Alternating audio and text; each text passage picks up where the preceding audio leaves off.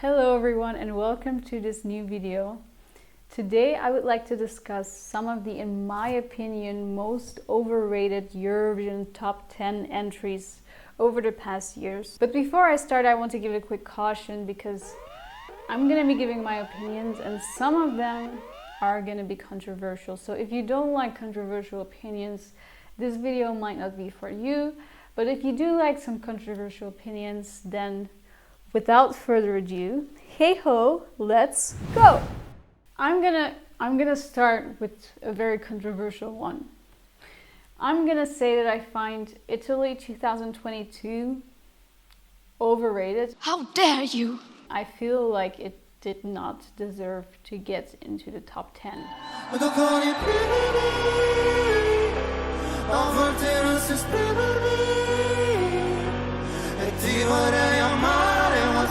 Now let me explain this, because I do think it is a good song. I think it is a good song, and I know technically it's got the Eurovision Song Contest, so we should be judging it on the song. But for me, when I watch Eurovision, it's about the total package. It's about what they present to us on stage during the show. And unfortunately, I really thought the performance was very bad.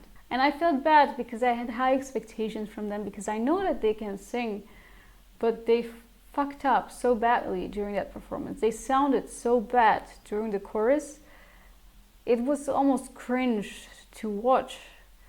And to this day, I still cannot watch this performance without cringing. Like, it really, really wasn't good.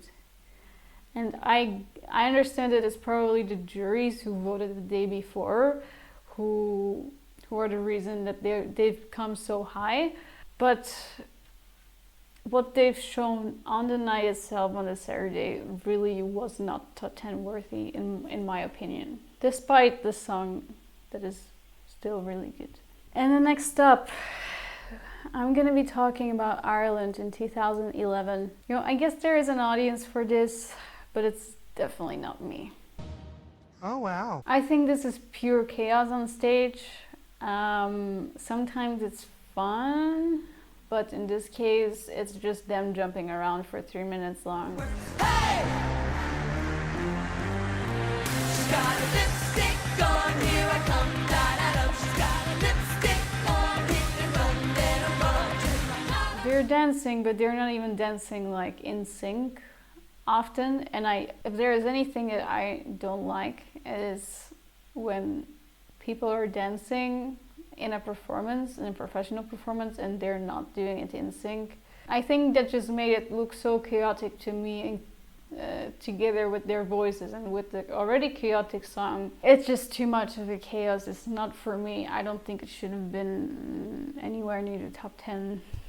But you know, maybe that's just me. Up next, Sweden 2017.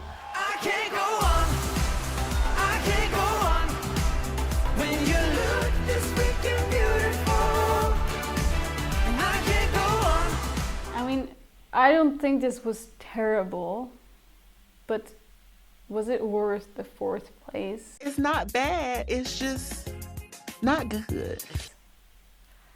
Like, maybe this is just something to do with personal taste, because he is not really my type of guy. I don't really like to watch him as a performer. But I also wasn't a fan of his voice. I think his voice sounded also relatively weak. And generally, I'm missing authenticity when I look at him. And for me, I found that authenticity, that someone on stage who is singing something that they're supposed to be singing, who's doing something that they're supposed to be doing, it has some extra magic. And some artists, they're, you know, they have a song and they have a performance that it just doesn't feel very natural or something. And I get this feeling with this performance and this song. So yeah, unfortunately, I think this shouldn't have been in the top 10. I think we had Azerbaijan, who more than deserved this spot in the top 10. I think Armenia deserved this spot in the top 10. Even the UK brought a beautiful performance. I think it also deserved the top 10. Sweden, yeah, I'm sorry, not this year for me. Next up, Russia in 2019. Because talking about authenticity, he is lacking it for me. Bright stand strong, maybe they can be heard or seen, but tears aren't quiet things. Already in 2016, I wasn't the biggest fan of him, even though the performance is still, it was really good. It was really powerful, and the song was also really powerful. Maybe a bit outdated, but it was good. But this year was just a boring, dramatic ballad with try-hard staging and try-hard faces. Like, I don't believe him when he's singing. It all seems like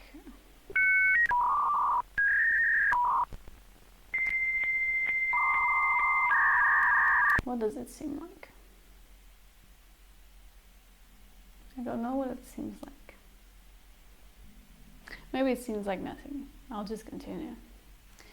And to be honest, I feel like if any other country would have sent this, it wouldn't have come anywhere close to the top 5. And the fact that this got, like, what? It got into 3rd place, I think. For real? 3rd place? No, this was too much. This was too much. It shouldn't have been that close. Alright, let's move on to the last one. And the last one might be a little... You know, people seem to love this entry, so I'm a bit... I don't want to make anyone angry. But 2023 was a wonderful year with a lot of potential top 10 entries. And I just didn't think that Belgium was one of those. And when the world got me going crazy, I carry on, 'cause I know I'm strong. When the world got me going crazy. You know, I think it was fun. I think Gustav is a really great natural performer. In terms of authenticity, he's definitely doing better than Sergey or what is his name, Robin. And I also prefer his performance over their performance, for sure. And that's the power of authenticity, right? But with all the great performances and songs out there in that year, I think it was too much to put this into the top 10. I mean, I'm happy for him. I really am happy for him. He seems like a fantastic guy. But for me, top 10 really, it's really overdoing it for me, unfortunately. The song is just not good enough for that. But you know, I know that a lot of people love it, so again, it's a matter of taste in this case. So these were some of the, in my opinion, most overrated top 10 entries in Eurovision. Do you agree with me, or do you terribly disagree with me? I'm happy to have a discussion with you in the comments about it. And definitely let me know which entries you think are overrated when it comes to the top 10. And if you like this video, please make sure to like it, make sure to subscribe, because there is a lot more content coming your way, especially now that the Eurovision season is slowly starting again. And then thank you so much for watching, and I will see you next time. So baby, bye bye, I wish you the best. But most of all, I wish that I could love you less.